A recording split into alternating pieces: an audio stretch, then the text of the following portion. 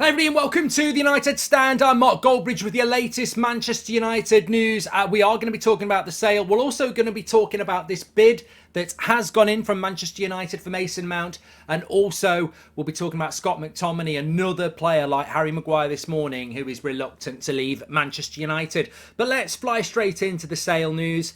Surprise, surprise, it's not what we thought was going to happen today. In fact, nobody actually thought it was going to happen. There's not going to be a walkaway bid from Sheikh Jassim. We've got an update in that his bid will stand. No matter what happens today, he won't walk away.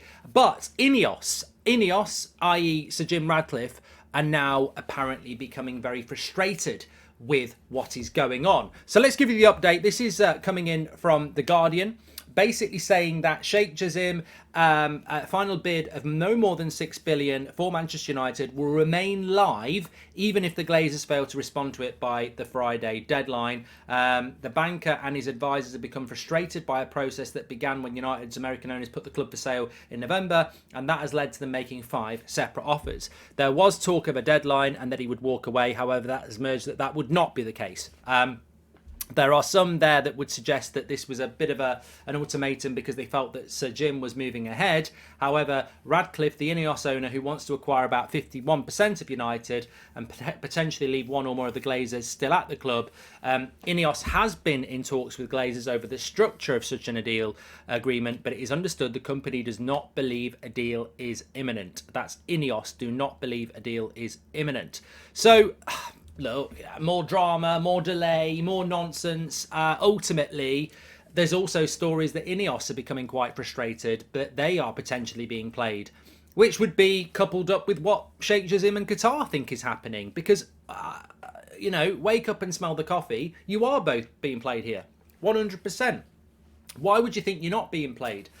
On one hand, you're being spoken to about keeping the Glazers, and on the other hand, they're inviting more bids from Qatar. I mean, ultimately, what do they expect to happen? How long's a piece of string? It's a deadline on a Friday. It's not a deadline. I mean, we've had more deadlines. We've had loads of deadlines. We've had loads of Friday deadlines since January. The reality is, Sir Jim's put another bid in, and he said that he's going to walk away on Friday, and now he's not walking away on Friday. The bid stays live. So, look, we look at the wider picture of the future of this football club. You're about to get a big rude awakening tomorrow night when somebody repeats our epic treble by beating Inter. But also, you're about to see it with the amount of transfer business that's going on. United is in denial. United is on lockdown. United has got the handbrake on. And we know that. We're standing still as a football club when you can't stand still. So I get the frustration from Qatar. I get the frustration from Ineos. The reality is, I actually blame him. I actually blame the Glazers. But I was thinking about this just before I did the video. I actually blame Ineos. I actually blame Sir Jim, because if he was trying to buy all of the club, and Qatar are trying to buy all of the club, he probably loses and we're probably bought by Qatar by now. But because he came up with this way of buying half the club and we'll give you more in the future and this, that and the other, I mean, ultimately, that's what's caused the problem here, because the Glazers are quite appetised by what Sir Jim is offering. Whereas if he'd just been in the same boat as Al Thani, you pick the winner. So ultimately, I don't really care if Ineos are frustrated, because I think they've caused this problem by doing a deal with the Glazers, which is what everybody said you shouldn't do. They've done it, and it is elongating the process. So, look, I'm sure we still will get some update later on today about what's happening from maybe more credible outlets, but the reality is, as we predicted on the morning show this morning, there won't be a walk away. That offer will be there and it will stay there, and then there'll be future negotiations. Of course there will. The Glazers may not even choose to reply to that offer today. They may wait till next week. So, more delay. Transfer window opens up next week. I think it's on the 14th, and we're stuck in this limbo of not knowing what our future is, and not really having any defined plan on what we're going to try and do. And it pisses me off, because I think one of the things that would be nice is that when Man City win the treble tomorrow, you've got a clear plan to bounce back. I said this on the Dublin show, actually. You can watch it on the members section. It'll be out in the next hour or so. I said this in Dublin. I said, look, the whole point of what Man City have done is they bought a treble. Whether you like it or not, they've bought it. Man City were never going to win a treble without Abu Dhabi. So what do we do to react? We need to go and buy the treble. Like, can we buy the treble with the Glazers? No. Can we buy the treble with Sir Jim and the Glazers? I doubt it.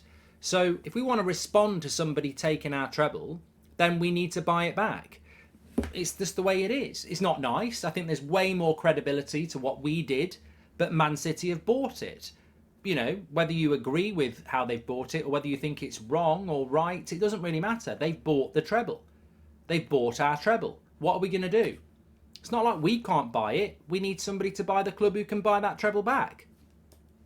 Man City could win the treble again next year. That's what Pep will try and do. So what is our reaction? Basically, limbo while the Glazers decide what's best for them.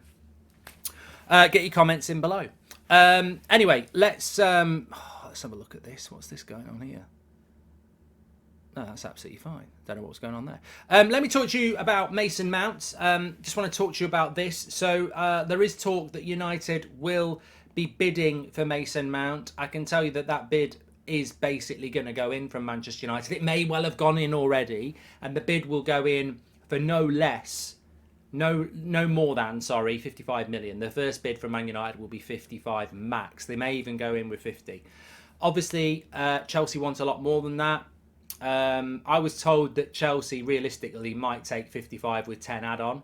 They might do that, which I think is still probably a little bit too much. But ultimately, you know, you could probably live with 55 plus 10 because he's 24, and the plus 10 could be based around, you know, achievable but, you know, beneficial requirements such as scoring, I don't know, 50 goals or something like that. So hopefully United are going to go in at a point where they can get this deal over the line. I feel a little bit more confident about the bid for Mason Mount now than I did this morning, having spoken to somebody, because ultimately United want to pay 50, Chelsea want 80. You know, you've got to set your stall out high and low and see if you can hit something in the middle. But if it was 55 plus 10, I think you could just about live with it. If you start going 60 plus 10, I think that's a big leap to something that is probably not worth it. So I guess we'll have to just wait and see on when that bid goes in. Of course, the official transfer deadline doesn't open until Wednesday, is it? The 14th. So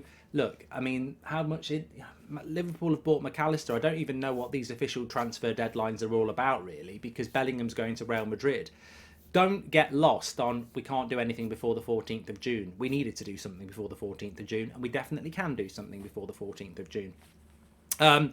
Also, an interview's come out from Scott McTominay, another concerning one. We've had Maguire this morning, you know, doesn't want to leave. We've now got McTominay, who doesn't want to leave. He says that he loves this club. He just loves playing, and no matter how many minutes he gets, he's just going to work hard and be ready, and, you know, wants to score more goals for Man United next season. And I'm like, you're 27, mate.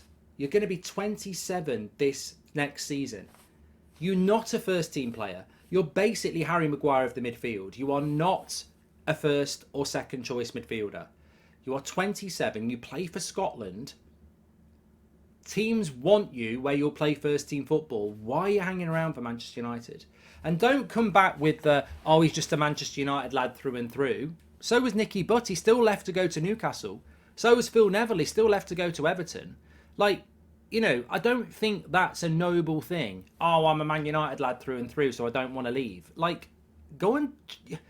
You can watch United when you're retired, mate. Like, go and play football somewhere else, because you are taking a place in the team that somebody better than you can replace you. It's the same with Maguire. It's the same with Scott McTominay. But it's the same message coming out. They're reluctant to leave. And I'm like, this is why I'm reluctant to back you as United players. And this is probably why you've never made it as a Man United player. Because if you're reluctant to leave when the graffiti's on the wall that you're not good enough, then you lack ambition. And saying the right things about loving the club and loving being here, I'm sure you love your wages as well. I'm sure you love the focus and the, you know, the brandification that you get with it. But I'd have more respect for these players if they were like, I need to go because I want to play first team football and this club's offering it me. You know, you might get more out of Ten Hag if you did that, because if you knock on the door and say, I want to go to Everton because they want to play me first team football, Ten Hag might go, I'll guarantee you more first team games. But just sitting back there before the transfer window's even opened and going, you know, I'm happy here, I love it here, and no matter how many minutes I get, I'll be ready to go. I mean, no matter how many minutes I get, I'll be ready to go. What sort of defeatist attitude is that? Like, no matter what minutes. I mean, we need people who want to play every bloody minute. That's what we need. We need. People always say, if you've got Mason Mount, Christian Eriksen, Declan Rice, Casemiro, Bruno, 2 of them's going to sit on the benchmark. Who's it going to be? I don't care. Let them fight it out. 5 players are all good enough to start. I don't want players like McTominay and Maguire and Fred to a certain extent who are just bench players. We shouldn't have bench players. We should have a squad of 16, 17 players like Man City, all of which are first team players, and some games they start and some games they don't. I don't want bench specific players who are just happy to be here and wait until they're needed. That's not how you win titles. That's not how you win the big prizes. And this is why these types of players, in my opinion, need moving out.